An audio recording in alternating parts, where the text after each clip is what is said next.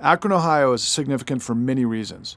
Not only is it the quintessential all-American town, and among the first and hardest hit by the crisis, but more importantly, it was the home of Addie Polk.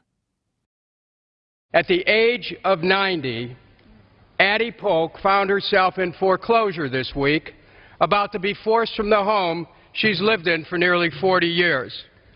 So with a gun in her hand, the Akron widow apparently shot herself in the chest as deputies were knocking on her door with eviction papers in hand.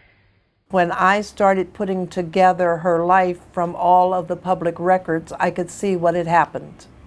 She had her first loan in 1997, and that was for $21,000.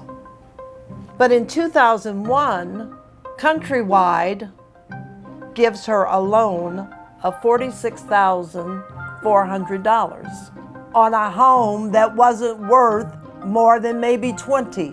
From 2001, Countrywide comes back in 2004. And this time we take out a loan for $45,600. Well, what happened to the $46,400? How can they pay that off when they just made that loan in 2001?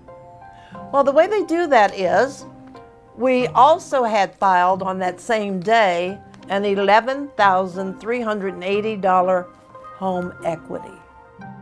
Now, you're telling me that this home is worth $57,000 in a neighborhood where the houses might be selling in the teens. The loan should have never, ever been made.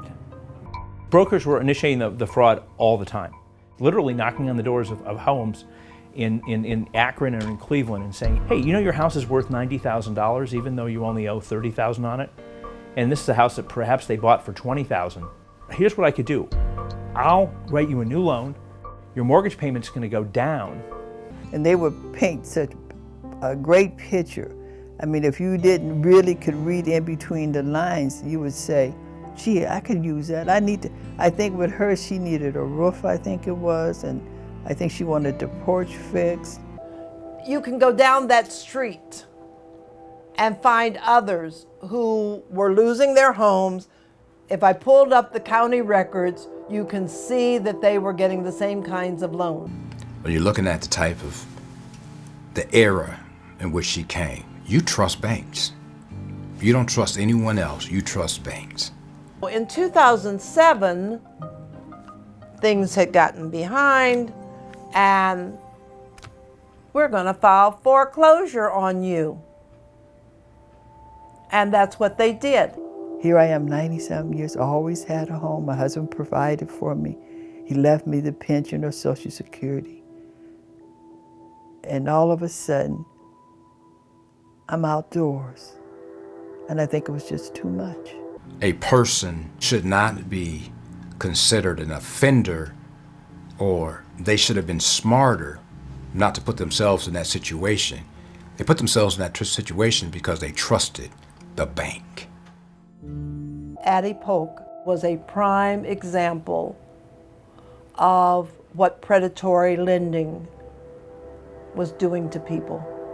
To think that she was going through so many sleepless nights,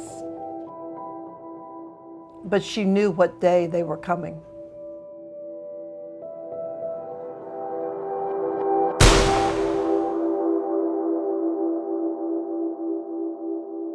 Hey all, become that person nobody dares to argue with.